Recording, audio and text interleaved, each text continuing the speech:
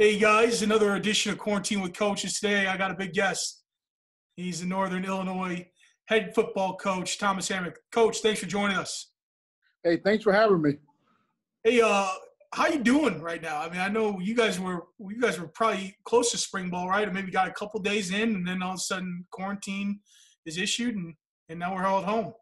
Yeah, we're doing pretty well. I think the great thing about we was able to get 2 practices in before spring break, and then when word started to trickle about maybe things being canceled, we started to devise a plan of different things that we will be able to do in this time. And before everything got shut down, we was able to get a lot of video uploaded on our iPads, get a lot of pre-work done where we can have an opportunity to work from home and get a lot of things accomplished with our players, get a lot of things accomplished with recruiting, and then get a lot of things accomplished as a staff. Awesome. And one of the reasons I wanted to talk to you is, you just finished, you have this long history in the game. You've worked from different programs, but this was your first year as a head coach. What did you learn in year one as a head coach that you're going to take with you into year two? Well, I just think, a lot of times as an assistant coach, head coaches always say, hey, you wouldn't imagine the amount of things that come across our desks. And so as an assistant, you spend a lot of time, probably thinking, yeah, right, it can't be that difficult, it can't be that hard. But it's true. So many things come across your desk. So many people have questions. So many people, have ideas or suggestions that they bring to you. That it's been a great learning process for me. I certainly feel a lot more comfortable now than I did a year ago. Sometimes as a first-time head coach, you want validation. Hey, am I doing the things right? Am I saying the right things? But then year two, you feel a lot more comfortable in your own skin. You feel confident to say, I can make decisions. I don't need anybody's verification. I know what's going to work. I know what we need as a program. I know what we need from a recruiting standpoint. I know what we need, how to win football games, especially, being back in the MAC. It's been a long time. I think the last time I was in the MAC was 2006. So just seeing the landscape of the conference, I have a much better feel of what we need to do for year two. Awesome.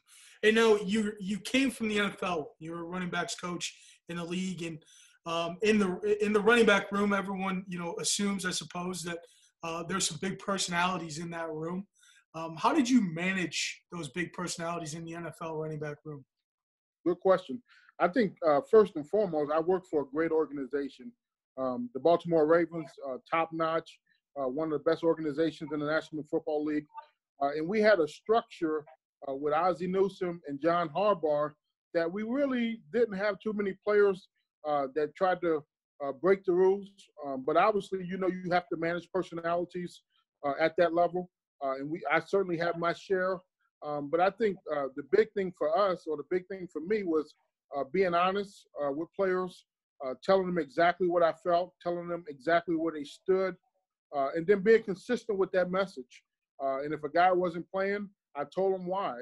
And although sometimes they didn't like it, I think they respected the fact that I was always upfront and honest and told them how it was. Awesome.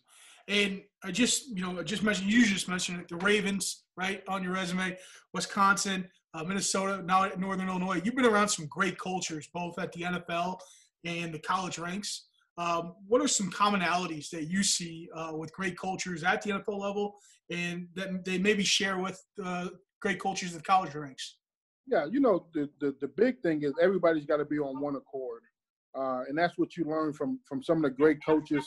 Hey, when the head coach says something, assistant coach's job is to carry that message out. Not, hey, coach so-and-so said this, well, I'm going to just make my own little spin.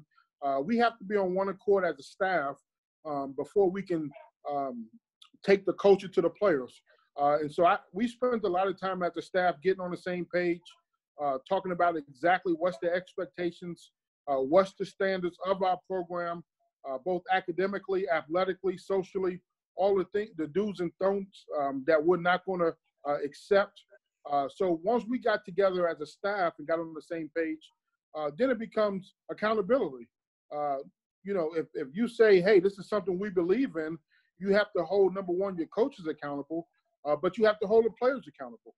So if you say going to class is important and your starting safety is not going to class and he plays, that sends a bad message to the rest of your team. So we spent a lot of time talking about our culture, building our culture. And I walked into a unique situation. I walked into a situation where a team had won a championship before we got here. And I think maybe I respected that too much.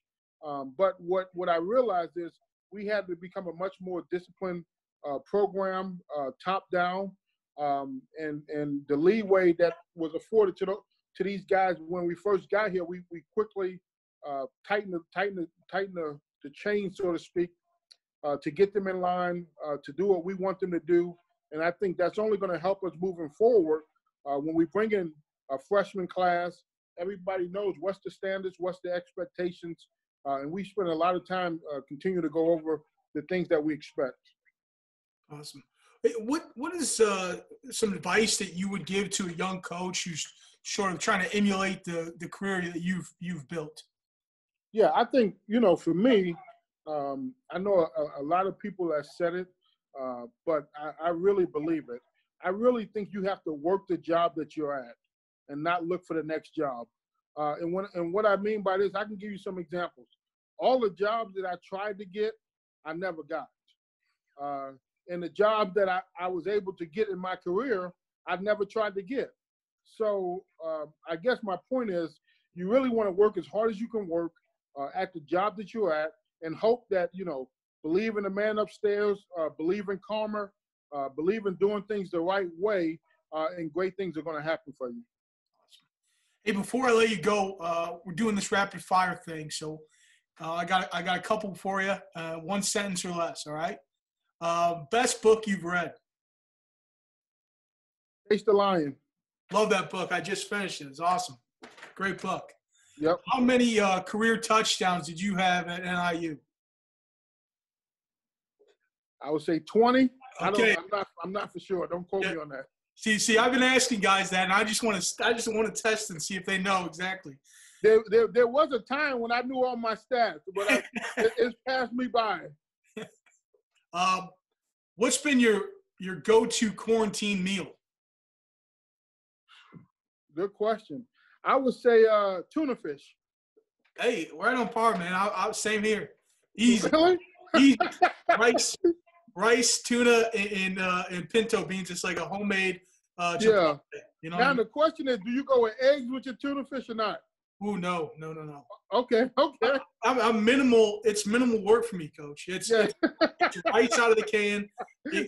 It's tuna out of the can. Pinto beans, and maybe I'll throw a little corn in to add a little flavor. You know what I mean? But very nice. Very nice. Simple, fast and simple. Good. Hey, here at Whitewater, we got some ties to NIU, both from the previous staff and now with the current staff with Daryl and Coach Skiba. And so I've been to DeKalb a couple times. I got to ask this question because everyone talks about it. On a scale of 1 to 10, rate the potato salad at Fatty's. It's a very unexpected 9. Yeah. Because you say, fried potato salad, but it's surprisingly very, very good.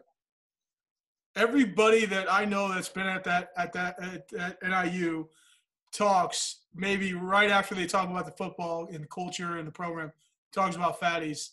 Yes. And I had to try it one time, and man, it was quite good. It was good, surprisingly. I love it, Coach. I appreciate you taking time to come on with Quarantine with Coaches. Thank you very much. And no problem. Thanks for having me.